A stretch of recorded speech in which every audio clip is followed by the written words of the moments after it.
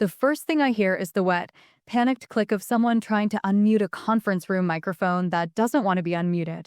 Then the projector hiccups and throws a pale blue error box across the wall like a bruise. Across the table, Marin Caldwell, my replacement, smiles too widely and says, "So, the AI will just, rehydrate the missing customer dataset, right?" The room smells like burnt espresso and new carpet glue. The kind of smell companies use when they want to pretend they're renewing themselves instead of quietly decaying. I let the silence sit. 10 seconds. 15. The CFO's pen stops moving. Someone's ankle bounces under the table. And I watch the board members stare at the woman they hired to modernize the tech stack with AI, as if the phrase itself might stand up and do the job. 6 months earlier, I wrote the data governance rules that were supposed to prevent exactly this question from existing. 3 months before that, I'd already prepared for this moment. Not emotionally, operationally. Documentation, access logs, contracts, evidence. I'm not telling you this from the floor. I'm telling you this from the other side of the outcome. My name is Elena Marquez. I'm 41.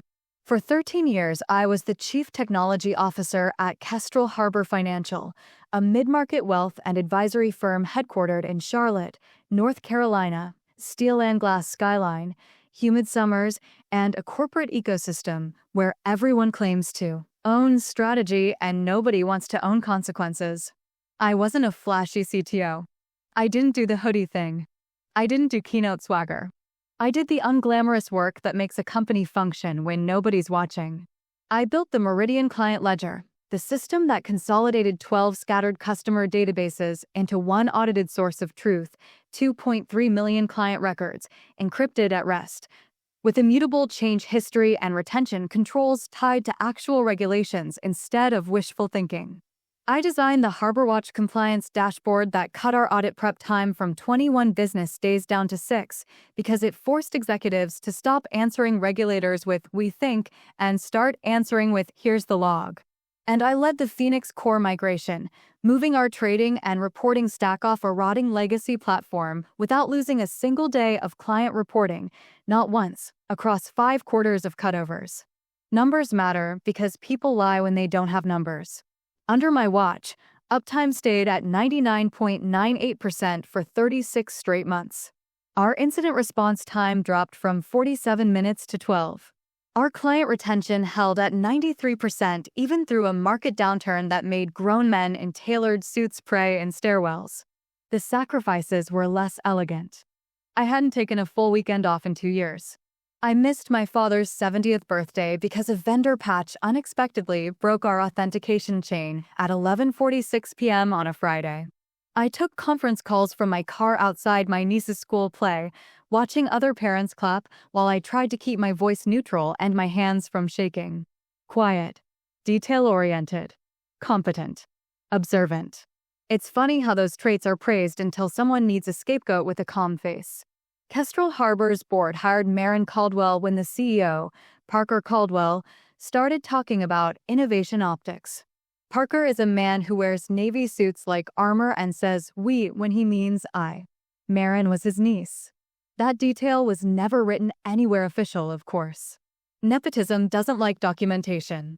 Marin was 32, fresh from a marketing director role at a consumer skincare brand, one of those companies that sells clean products wrapped in more plastic than a toy aisle. She arrived with a leather tote that could have paid a junior engineer's rent for 2 months, and a laugh that landed a beat too late after her own jokes, like she was waiting for the room to decide she was charming. Her first day, she walked into the 14th floor executive wing like she'd already rehearsed it. Cream blazer, slightly too tight at the shoulders.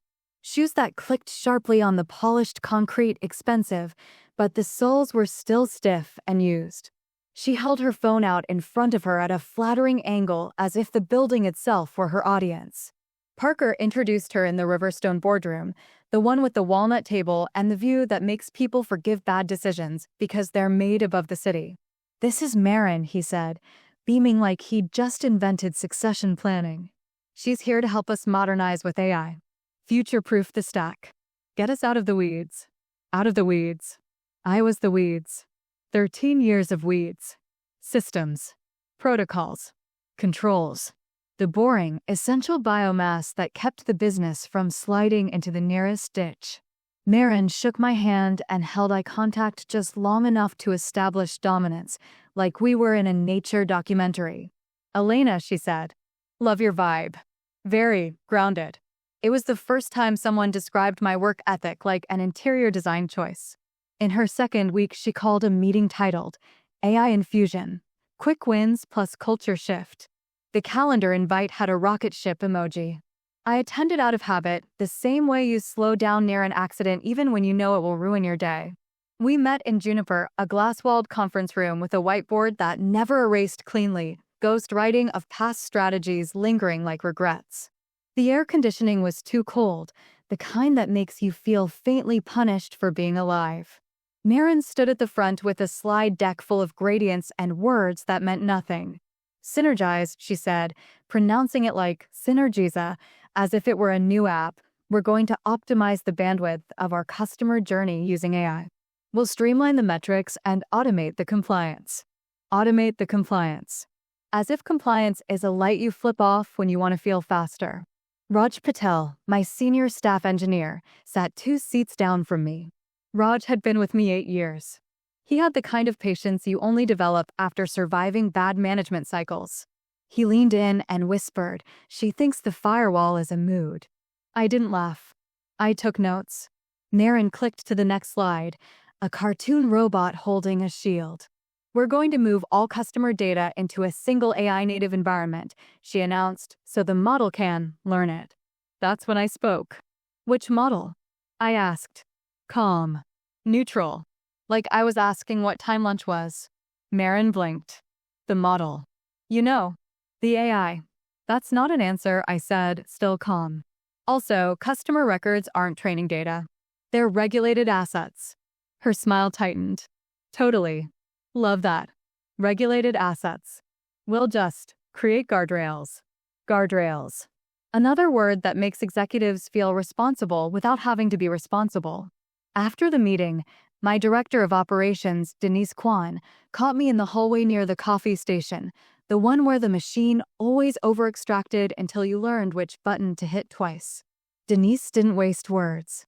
She'd run logistics for a hospital before moving into finance ops, which meant she understood what happens when systems fail. People bleed, even if the blood is metaphorical. "They're setting you up," she said quietly, eyes flicking toward the executive corridor. "Parker wants a narrative. Marin wants a trophy. You're the obstacle that makes their slide deck look hard." "I'm aware," I said. Denise's voice softened just a fraction. "Document everything." "I already am." She nodded once, like that was the only prayer she had.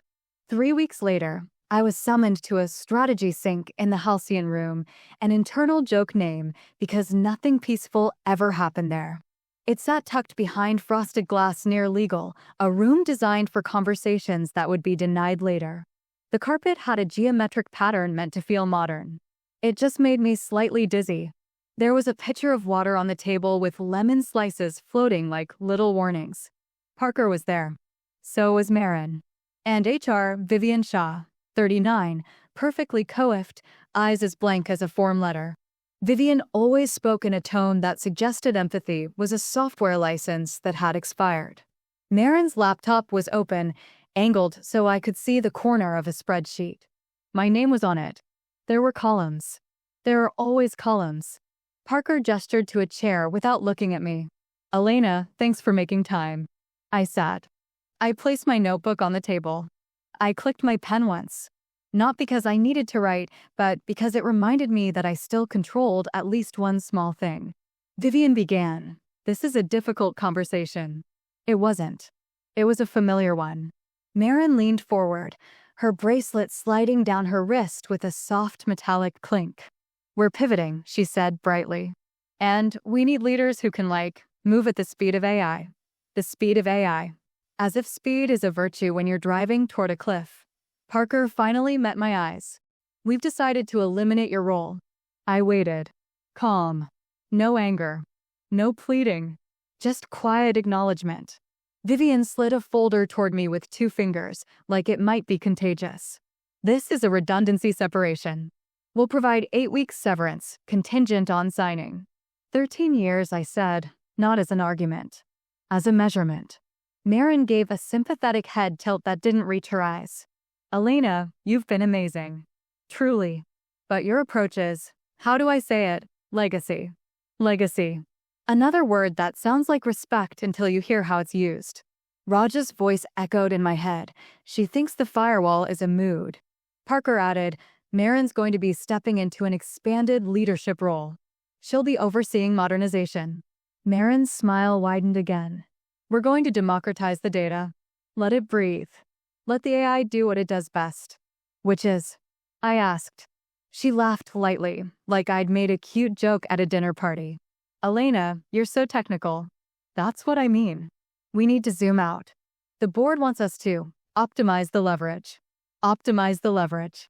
The words came out wrong, like she'd heard them in a podcast at 1.5x speed. Vivian cleared her throat. We'll need your badge and your laptop today. I looked at the folder. Severance. Contingent on silence. Contingent on me pretending their decision was rational. I didn't raise my voice. I didn't do the trembling lip thing that makes HR feel powerful. I simply asked, is legal aware you're calling this redundancy while assigning my responsibilities to a new executive role? Parker's jaw tightened. Elena, don't make this adversarial. I nodded once. Understood. Marin leaned back, satisfied. Her blazer creased at the buttons. Small details always betray the truth. She was dressed for applause, not work. Denise was waiting outside the halcyon room when I stepped out. She took one look at my face and didn't ask what happened. She just said, they did it. Yes. Her eyes flashed. I'm sorry. I know, I said. And then, quieter, it's going to be expensive. She didn't smile, but her mouth twitched in something close. For who? For whoever confuses control with competence, I said, and walked toward my office with a steadiness that surprised even me. I packed in silence, a framed photo from a team offsite, a mug that said trust but verify, a notebook thick with diagrams and decisions, and the kind of institutional memory executives like to pretend they can replace with a new hire and a trendy acronym. Raj appeared in my doorway, eyes wide, voice tight. Elena, tell me this isn't real. It's real, I said. He swallowed. Marin asked me yesterday if we could run the database in airplane mode to prevent breaches. I paused with my hand on a stack of printed books. And what did you say? That's not a thing, he said, bitter. She said I was being resistant to innovation. I looked at him, this brilliant, tired engineer who'd cleaned up messes he didn't make for years. You're not resistant, I said. You're competent. That scares people who sell narratives. Denise stood behind him, arms crossed. Do you want me to walk you out? She asked. No, I said. Let them. When Vivian arrived with a security guard who looked apologetic, I handed over my badge like it was a receipt for a purchase I no longer wanted. I nodded at the guard, because he was just doing his job, and because I don't punish strangers for someone else's cowardice. Marin was in the corridor, pretending to be on a call, her voice pitched performatively low. As I passed, she covered the phone and whispered, no hard feelings, Elena. This is just an efficiency thing. Efficiency. The last refuge of people who don't want to say the real word, ego. I stopped, just long enough for her to feel it. Good luck, I said. And I meant it the way you mean it when you watch someone pick up a live wire with bare hands. If my story resonates with you, make sure to like and subscribe. I share workplace strategy and corporate analysis every week that might just change how you navigate your career. Because if you think this kind of thing only happens to other people, in other companies, with other bosses, you're exactly the kind of employee they count on not being prepared. I walked out through the lobby where the marble floors make every step sound official. Outside, the August heat hit me like a door opening into an oven. My phone vibrated with a calendar notification I'd set months earlier. Quarterly risk review, finalize Harbor Watch report. I dismissed it. Not because the work didn't matter. Because I finally understood, with cold clarity, that they'd chosen someone who didn't know the difference between data and a vibe. And now they were going to learn the expensive way. What Marin didn't know, what Parker didn't know, what the board never thought to ask, was that I'd spent the last 18 months building something they couldn't see on an org chart. Insurance. Not the kind you buy from a broker. The kind you architect into systems when you've watched enough executives confuse authority with understanding. 3 years ago, during the Phoenix core migration, I made a decision that seemed unremarkable at the time. I embedded a two-factor authentication protocol into every critical system access point, not just passwords, but biometric verification tied to specific employee IDs with manual override capabilities that required CTO-level authorization. My authorization. The documentation called it Enhanced Security Posture. What it actually meant was that no one could make structural changes to the Meridian Client Ledger, the HarborWatch compliance dashboard, or the trading reconciliation engine without my explicit approval or a 72-hour emergency override process that required 3 C-suite signatures and a written justification filed with legal. I told the board it was about regulatory compliance. They nodded and approved the budget because compliance is a word that makes executives feel responsible without requiring them to understand anything. What I didn't tell them was that I'd also created a separate administrative account, a ghost credential with read-only access to every system log, every data flow, every integration point. It lived in the infrastructure like a security camera they'd forgotten to check. I called it the Sentinel Protocol. It didn't appear on any access roster. It didn't trigger alerts. It just watched. And it kept records. Every change request Marin would eventually make. Every override attempt. Every moment someone with insufficient knowledge tried to modernize something they didn't understand. The Sentinel protocol would log it, timestamp it, and store it in an encrypted partition that only I could access. I set it up on a Tuesday afternoon in March, 2 years before Marin's name ever appeared in an email thread. Raj asked me why I was spending 4 hours on redundant logging infrastructure. I told him, because one day someone's going to make a decision that sounds innovative and feels urgent, and we're going to need proof that we warned them. He laughed. You think they'd fire you? I didn't answer. I just saved the configuration file and went back to work. 6 months before my firing, I opened a separate business account at First National on March 3rd. I registered an LLC, Marquez Systems Consulting, and transferred my certifications, my vendor relationships, and my professional liability insurance into that entity. I didn't tell anyone at Kestrel Harbor. Why would I? It was my own time, my own credentials. But what it meant was that the moment I walked out of that building, I wasn't just Elena Marquez, unemployed CTO. I was Elena Marquez, independent contractor with 13 years of institutional knowledge, active security clearances, and a legal entity that could invoice at consulting rates. I also made sure that my separation agreement, if they ever offered one, would be reviewed by an employment attorney I'd already retained. Her name was Claudia Voss. She specialized in wrongful termination and executive contracts. I'd paid her a retainer in January, for months before the halcyon room conversation, because I'd watched Marin's first all-hands presentation and recognized the cadence of someone who mistakes confidence for competence. Claudia had reviewed my employment contract twice. She'd highlighted 3 clauses that mattered. My role was defined as essential technical leadership. Elimination of my role required 90 days notice or equivalent severance unless cause was demonstrated. Any transfer of my responsibilities to a new hire within 6 months of termination would be considered constructive dismissal, not redundancy. They offered me 8 weeks. They transferred my responsibilities immediately. They called it redundancy. Claudia called it leverage. So when I walked out of that building with my badge in Vivian's hand and Marin's smug whisper still hanging in the air, I wasn't devastated. I was ready. And I knew exactly how long it would take for everything to fall apart. 48 hours. That's how long it took for the first system to fail. I was sitting in my home office, a converted bedroom with north-facing light and a desk I'd built myself from reclaimed wood, when my phone buzzed with a notification I'd set up months earlier. The Sentinel protocol had detected an unauthorized schema change to the Meridian client ledger. I opened my laptop. The logs were clean and damning. Marin had attempted to integrate a third-party AI data ingestion tool called SynthMind Analytics into the production database. No sandbox testing. No change control review. No impact assessment.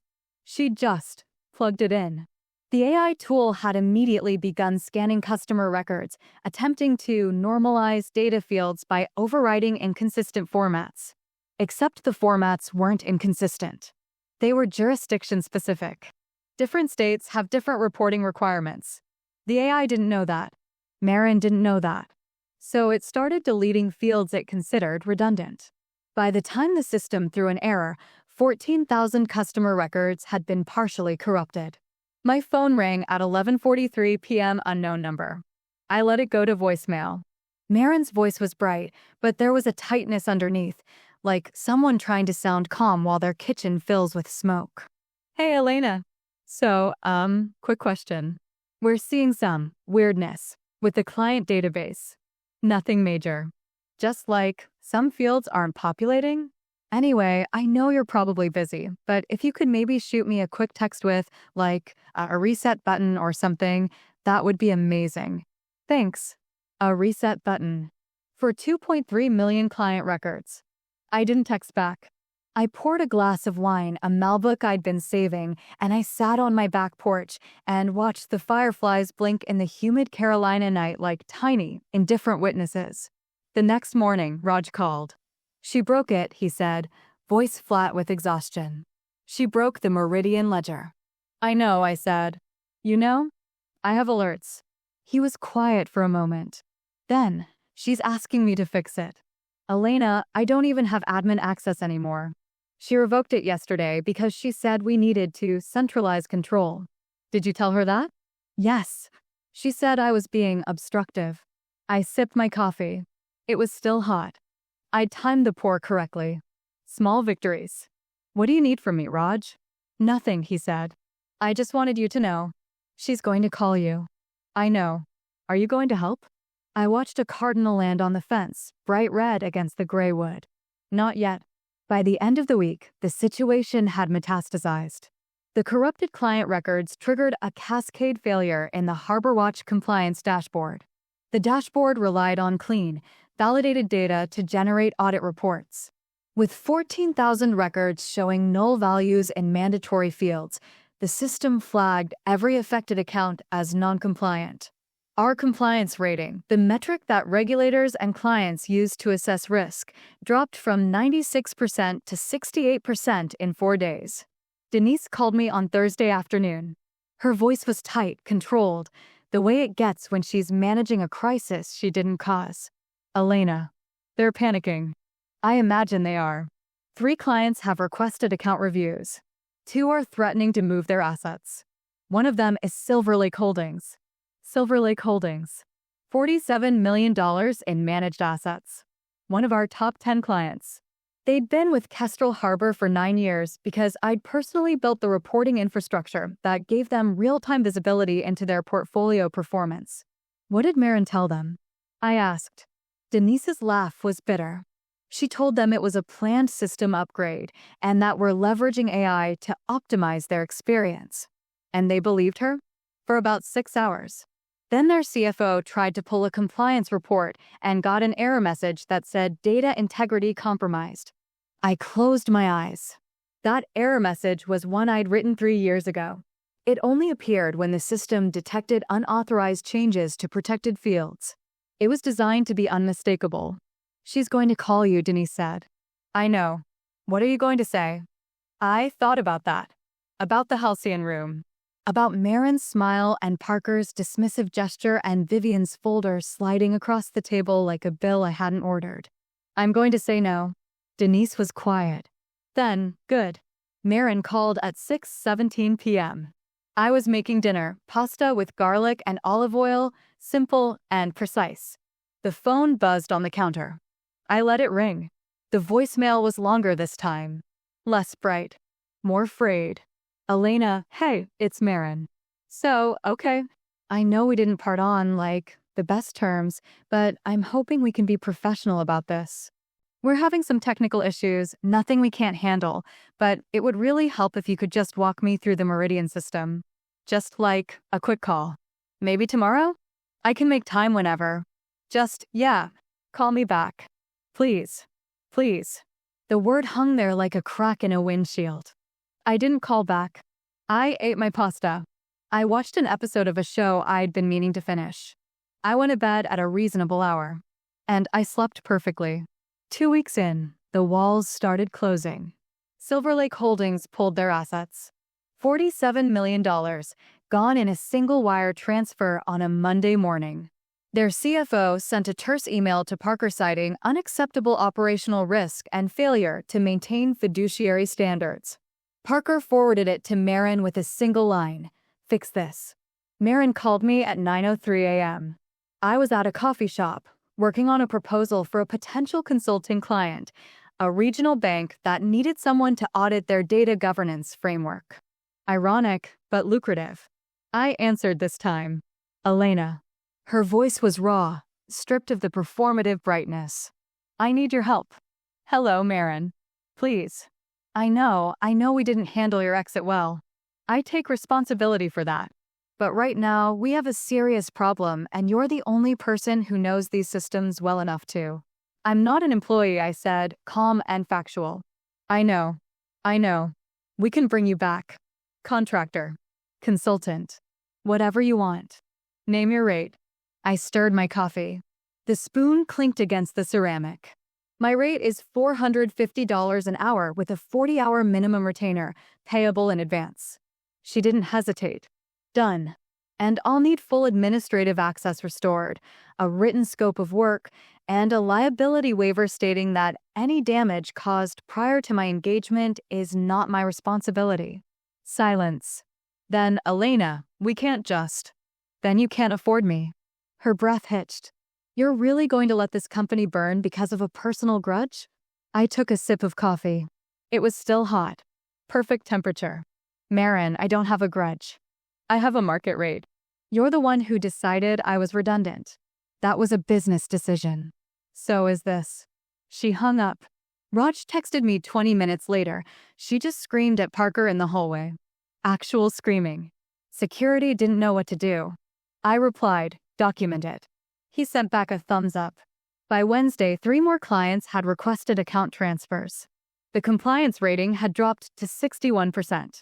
The state financial regulator had sent a formal inquiry asking Kestrel Harbor to explain the systemic data integrity issues flagged in their monitoring systems. Parker called me himself. His voice was tight, clipped, the voice of a man who'd run out of options and was now negotiating with someone he'd underestimated. Elena, we need to talk. I'm listening. This situation with the systems, it's bigger than we thought. We're prepared to offer you a very generous consulting contract. 6 months. Full benefits. And we'll issue a formal apology for the way your departure was handled. What's the rate? I asked. $350 an hour. My rate is $450. Elena. And I'll need an executive title. Interim CTO. With full authority to reverse any changes made in the last 3 weeks. He was quiet. I could hear him breathing, slow and deliberate, the way people breathe when they're trying not to say something they'll regret. That's not possible, he said finally. Then we don't have a deal. You're going to destroy this company out of spite. I smiled, even though he couldn't see it. Parker, I built this company's infrastructure for 13 years. You destroyed it in 3 weeks. I'm just declining to fix your mistake for free. He hung up. Denise called me that night. They're talking about filing for bankruptcy protection. Already? Silver Lake wasn't the only one. For more clients pulled out today. That's $89 million in managed assets gone. The revenue model doesn't work without them. I sat back in my chair. The house was quiet. The kind of quiet that feels like vindication. How's Marin? I asked. Denise's voice was dry. She's been in Parker's office for 3 hours. I think she's crying. And Parker. He's making calls. Lawyers, I think. I nodded, even though she couldn't see me. Good. Before I tell you what happened next, you might be wondering if I felt guilty. If I lay awake at night thinking about Raj, about Denise, about the junior engineers who didn't ask for any of this. That's exactly the kind of moral complexity I'll unpack in next week's video, so make sure you're subscribed. Because the truth is more complicated than revenge and more satisfying than you'd think. 3 weeks in, the regulatory inquiry became a formal investigation. The North Carolina Office of the Commissioner of Banks sent a compliance officer named Gerald Hutchins to conduct an on-site audit. Gerald was 58, gray-haired, and had the kind of face that suggested he'd seen every variety of corporate incompetence and was no longer surprised by any of it.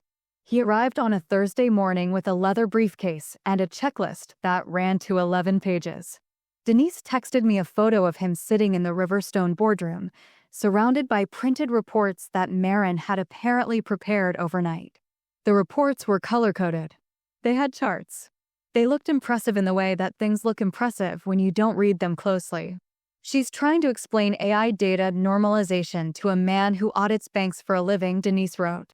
He looks like he's watching a child explain why the dog ate their homework. I replied, how long until he asks for system documentation? He already did. She said it's in transition. And he said, that's not an answer. I smiled. By Friday afternoon, Gerald had identified 47 distinct compliance violations stemming from the corrupted client records, unauthorized data modifications, failure to maintain audit trails, inadequate change control procedures. Each violation carried a potential fine ranging from $5,000 to $50,000. The math was simple and devastating. Marin called me at 4:32 p.m. Her voice had lost all pretense of professionalism. It was raw, desperate, the voice of someone who'd just realized they were drowning and the shore was farther than they thought. Elena, please. I'm begging you. The regulator is here. He's asking questions I don't know how to answer. He's talking about legal action. Against me. I need you to come back. I need you to fix this. Legal action, I repeated, letting the words sit. He says I made unauthorized changes without proper oversight. But you built these systems. You're the one who set up all these restrictions. If you'd just documented things properly, I wouldn't be in this position.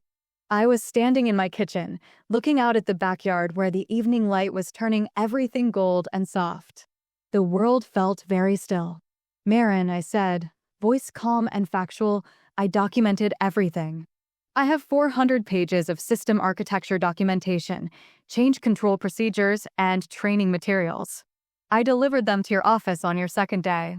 You told me they were too technical and that you'd figure it out as you go. Silence. Then, quieter. I don't remember that. I have the email receipt. Time-stamped. With your reply. Her breath caught. You kept that? I keep everything. She made a sound that might have been a laugh or a sob. Of course you do. Is there anything else? I asked. Parker wants to sue you. For sabotage. He says you must have done something to the systems before you left. Some kind of time bomb. I felt something cold and precise settle in my chest. Not anger. Clarity. Tell Parker that if he files any legal action against me, I will immediately provide the state regulator with complete access to the Sentinel Protocol logs showing every unauthorized change made to production systems in the last 3 weeks, along with time-stamped evidence that I warned leadership about inadequate technical oversight in writing on 4 separate occasions over the past 2 years. I will also provide my employment attorney with documentation showing that my termination was constructive dismissal, not redundancy, which makes the severance offer they presented legally insufficient and the liability waiver unenforceable. Marin was silent. Do you need me to repeat any of that? I asked. No, she whispered. Good luck, Marin. I hung up. Raj called 10 minutes later. She just locked herself in her office. Parker's pacing the hallway like a caged animal. Denise says the board called an emergency meeting for Monday morning. How are you holding up? I asked. He laughed, bitter and exhausted. I've been applying to other jobs. I can't work for people who think systems run on vibes and optimism. Send me a resume, I said. I might have something for you. Really? Really. That weekend, I received an email from Claudia Voss, my attorney. The subject line read, Kestrel Harbor, interesting development. She'd received a call from Kestrel Harbor's legal counsel requesting a meeting to discuss Ms. Marquez's potential return in a consulting capacity and resolve any outstanding employment matters. Claudia's email continued. They're scared. The regulatory investigation has them cornered, and they know you're the only person who can navigate them out of it. They also know that if you provide documentation to the regulator, the fines will be catastrophic. This is leverage. Use it carefully. I read the email twice. Then I opened a blank document and began drafting terms. Not for a consulting contract. For something much more permanent. By week 5, the company was hemorrhaging. 9 clients had pulled their assets, $127 million gone. The compliance rating sat at 54%, which triggered automatic reviews from 3 additional regulatory bodies. 2 senior advisors resigned, citing loss of confidence in operational leadership. The stock price, Kestrel Harbor was privately held, but employees held equity, had dropped 34% based on internal valuations. The board convened an emergency session on Monday morning. Parker was there. Marin was there. So was Gerald Hutchins, the compliance officer, who'd been asked to present his preliminary findings. Denise sent me updates in real time. Gerald just said the compliance violations could result in fines exceeding $2.1 million. Parker looks like he's going to vomit. Marin is crying. Actual tears. Mascara running. Board chair just asked who authorized the AI integration. Marin said it was a collaborative decision. Parker said it was Marin's initiative. They're turning on each other. I was sitting in a coffee shop, the same one where I'd taken Marin's first desperate call. The barista knew my order now. Small routines matter when the world around you is chaos. My phone rang. Unknown number. I answered. Ms. Marquez, this is Catherine Aldridge. I'm the board chair at Kestrel Harbor Financial. Her voice was crisp, authoritative, the voice of someone used to making decisions that other people had to live with. Hello, Ms. Aldridge. I'll be direct. We're in a crisis. The regulatory investigation, the client losses, the operational failures, all of it stems from decisions made after your departure. The board has reviewed the situation and determined that your termination was premature. Premature, I repeated. We'd like to offer you a position. Chief Technology Officer. Full restoration of your previous responsibilities, plus expanded authority over all technical operations and vendor relationships. Salary of $285,000, plus equity, plus a signing bonus to compensate for the disruption to your career. I sipped my coffee. It was still hot. Perfect. What happens to Marin? I asked. Catherine's pause was brief but telling. Ms. Caldwell's employment will be terminated effective immediately. And Parker. Mr. Caldwell will remain as CEO, but his authority over technical operations will be limited. I set my coffee down. No. Excuse me. I'm not interested in returning as CTO while Parker remains in a position to override my decisions. If you want me back, the terms are non-negotiable. I return as Chief Technology Officer with a seat on the board and full operational authority over all technical and data governance matters.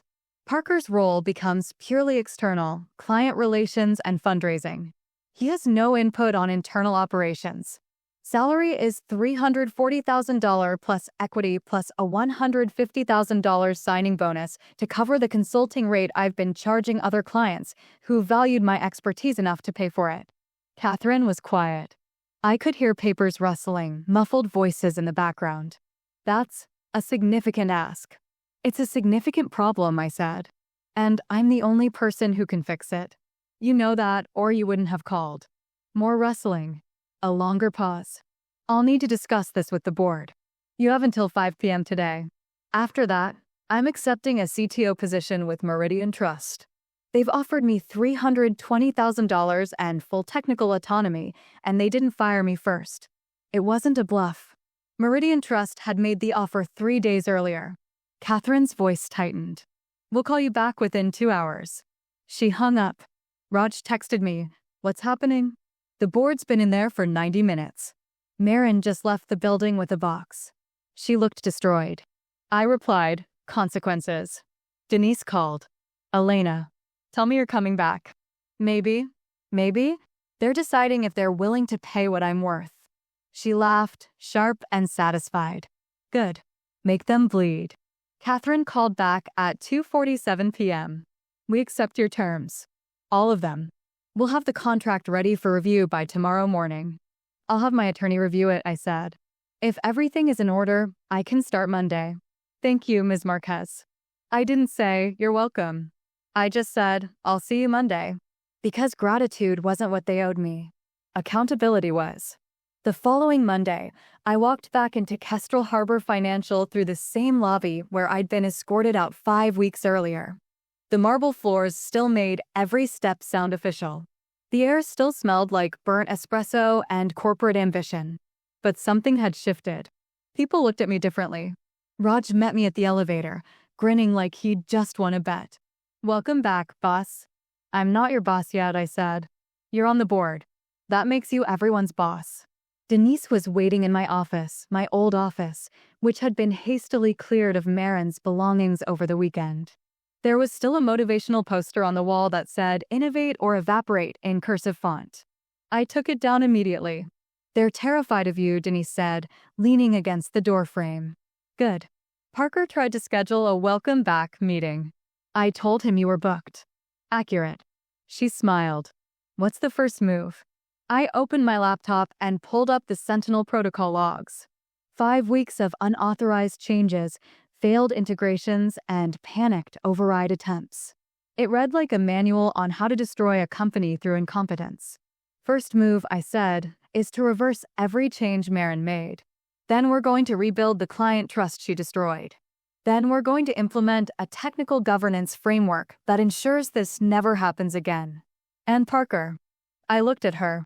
Parker is going to learn what it feels like to be redundant. The regulatory investigation concluded 6 weeks later. Gerald Hutchins submitted his final report, which included 63 compliance violations and recommended fines totaling $1.8 million.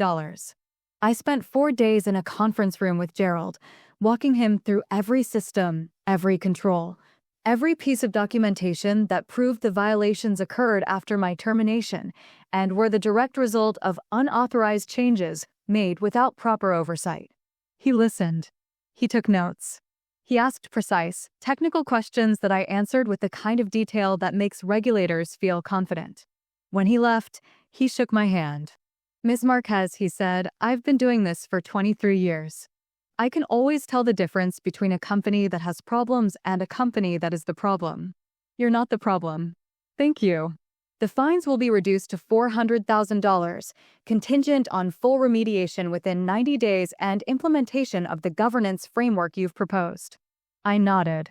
We'll have it done in 60. We did it in 52. I rebuilt the Meridian client ledger from the corrupted backups, implemented a new change control system that required 3 levels of approval for any production modification, and personally called every client who'd left to explain what had happened and what we'd done to fix it. 4 of them came back. Silver Lake Holdings was not one of them. Their CFO told me, politely but firmly, Elena, I trust you. I don't trust the organization that fired you and then begged you to come back. That's not a culture I want my money in. I didn't argue. I just said I understand. Because I did. Parker lasted another 4 months. The board, my board now, voted to restructure his role after he attempted to override one of my technical decisions without consulting me first. He fought it. He threatened to resign. The board accepted his resignation effective immediately and offered him a consulting contract worth a fraction of his previous salary. He didn't take it. Last I heard, he was doing fractional CEO work for startups that couldn't afford someone full-time. Marin disappeared from LinkedIn for 6 months. When her profile reappeared, she'd rebranded herself as a digital transformation consultant, with a tagline about human-centered innovation. She never mentioned Kestrel Harbor in her work history. I didn't feel satisfaction seeing that. I didn't feel anything, really. Just a quiet recognition that some people learn from their mistakes and some people just learn to hide them better. Raj stayed. I promoted him to Senior Director of Engineering and gave him a 28% raise. He cried in my office when I told him. Not because of the money, though that helped, but because someone finally valued the work he'd been doing in the shadows for years. Denise became chief operating officer 8 months later. She deserved it. She'd held the organization together with competence and quiet fury while everyone else panicked. The three of us rebuilt Kestrel Harbor into something functional. Not perfect, nothing ever is, but stable. Trustworthy. The kind of place where systems work because people who understand them are empowered to maintain them. 3 years later, I'm still here. Chief Technology Officer. Board member. Equity holder. My salary is $340,000 plus annual bonuses tied to operational performance. Last year's bonus was $67,000. I took a full 2-week vacation to Iceland and didn't check my email once. Kestrel Harbor's compliance rating is 97%. Our client retention rate is 91%. We've added $340 million in new managed assets, and our technology stack is cited in industry publications as a model for mid-market financial firms. I built that. Not alone, Raj and Denise and a dozen talented engineers and analysts built it with me, but I built the foundation. I created the systems. I established the culture. And when someone tried to destroy it out of arrogance and ignorance, I made sure the consequences landed exactly where they belonged. I don't tell this story because I think I'm special. I tell it because I was prepared. I documented everything. I built leverage into systems that looked like security protocols. I retained an attorney before I needed one. I knew my worth and I refused to accept less than it, even when people I'd worked with for 13 years told me I was being unreasonable. The lesson isn't about revenge. It's about value. Your competence has a price. Your expertise has a market rate. Your institutional knowledge is an asset, not a favor you owe to people who didn't respect it when they had it.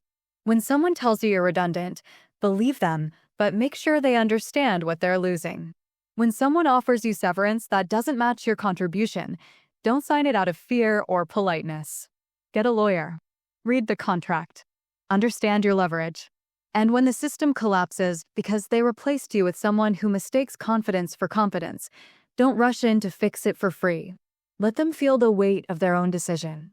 Not out of spite, out of respect for yourself. If you've ever felt disposable in a job where you were essential, I hope this shows that standing your ground works. I share workplace strategies and corporate analysis every week that help you navigate professional betrayal with clarity and leverage. Like and subscribe if you found value here. Remember, the people who underestimate you are giving you the greatest gift. They're showing you exactly how much power you have when you stop pretending you don't.